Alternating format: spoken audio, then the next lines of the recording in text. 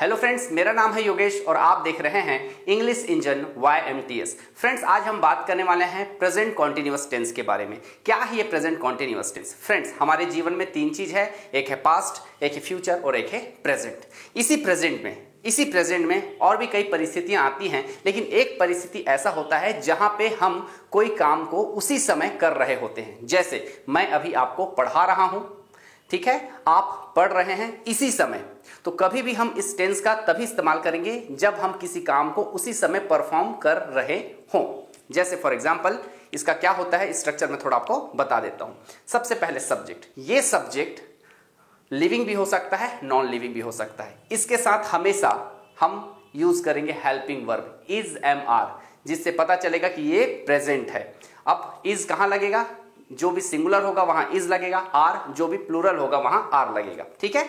जो आई है उसके साथ एम लगेगा, यू के साथ हमेशा आर लगेगा, ठीक है। और वर्ब का हमेशा ING आपको लगाना है। तो इसका हिंदी कैसा होता है? मैं खेल रहा हूं, मैं पढ़ा रहा हूं, मैं स्कूल जा रहा हूं, इस तरह का सेंटेंस होता है। आज मैं आपको नेगेटिव भी बताऊंगा, इंटेरोगेटिव भी बताऊंगा, और एक दो गलती जो ज्यादातर लोग करते हैं, 90% लोग गलती करते हैं, वो भी मैं बताने वाला हूं लास्ट में। तो लास्ट तक इस वीडियो को देखिएगा। चलिए, पहला सेंटेंस है मैं खेल रहा हूं। कौन खेल रहा है?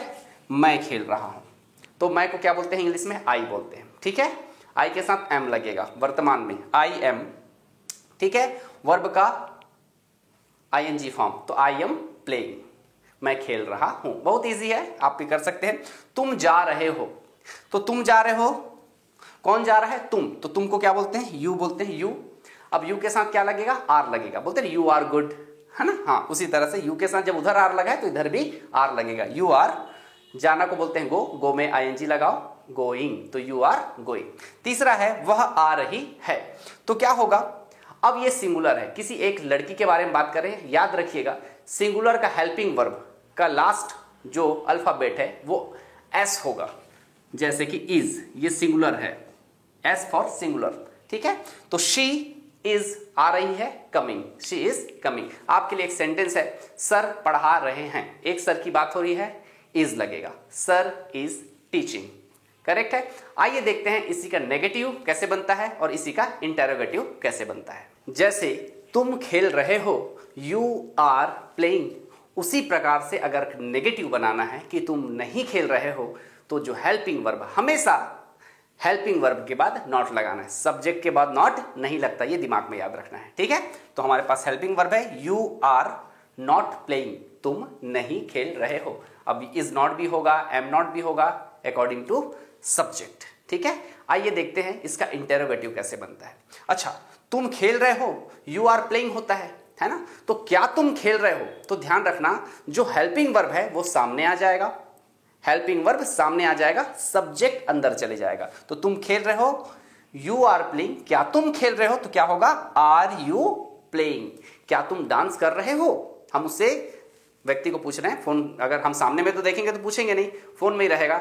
कुछ आवाज आया हमको म्यूजिक का, तो हम उसी समय, क्या तुम अभी, मतलब कभी भी याद रखना, कॉन्टिन्यूअस टेंस यानी उसी समय का बात पूछते हैं। क्या तुम डांस कर रहे हो? अगर हल्का धीमा धीमा आवाज आया गाने का, अच्छा क्या तुम प्रैक्टिस कर रहे हो? कोई हाँफने का आवाज आया, अच्छा क्या तुम एक्सरसाइज कर रहे हो? इस तरह से हम पूछते हैं, समझ आ रहा है। तो आर यू डांसिंग, क्या तुम डांस कर रहे हो, ठीक है। अच्छा, हमको इसको नेगेटिव तरीके से भी पूछ सकते हैं, क्या तुम डांस नहीं कर रहे हो?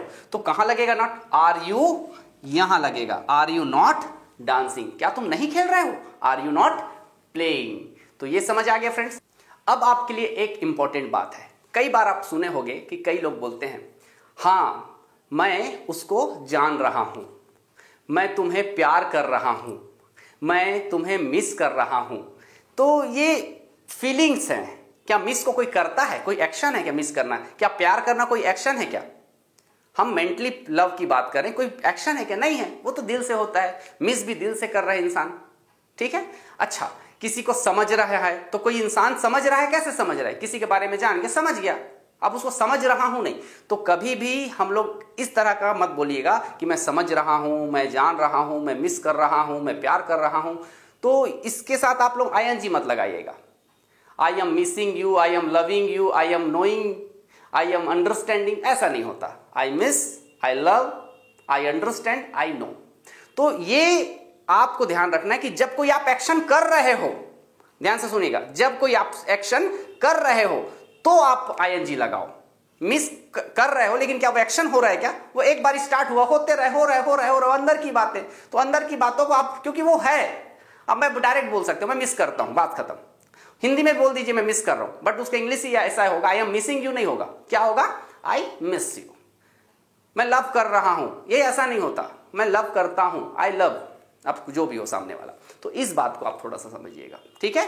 तो ये 2-4 वर्ड हैं, और भी आप ढूंढ लीजिए, ऐसे बहुत सारे वर्ड मिल जाएंगे जो सुनने को ही नहीं दिखते, जो ज्यादातर इस टाइप का इंग्लिश कोई बोलता भी नहीं है और होता भी नहीं है। तो आप हमेशा वो इंडेफिनिट टेंस में जाएगा, सिंपल टेंस में जाएगा, ये कॉन्टिन्यूअस में नहीं आएगा। तो यही आपके लिए मैसेज था फ्रेंड्स, मैंने कॉन्टिन्यूअस टेंस का सारा चीज आपको बता दिया है। नेक्स्ट वीडियो इसी का पास्ट आएगा, तो उसके लिए आप वेट कीजिए। Thank you so much, all the best. इस वीडियो को देखने के लिए प्लीज आपसे रिक्वेस्ट है, आप इस चैनल को थोड़ा सा शेयर जरूर करें, इसका ग्रोथ हमें चाहिए ताकि हम ज्यादा से ज्यादा सब्सक्राइबर ले सकें, जिसकी वजह से हम आपके सामने लाइव आ सकें। बस हमें कुछ और सब्सक्राइबर की जरूरत है फ्रेंड्स, तो आप हमारी हेल्प कीजिए। ज्यादातर हो सकता है आप मेरे स्टूडेंट्स हों, तो आप मेरी हेल्प कीजिए ताकि हम एक रिच जो हमारा है वहां तक हम पहुंच जाएं, तो फिर हम आराम से आपके सामने लाइव आएंगे और लाइव क्लास आपके सामने लेंगे। बहुत मजा आने वाला है। Thank you so much, all the best, great luck.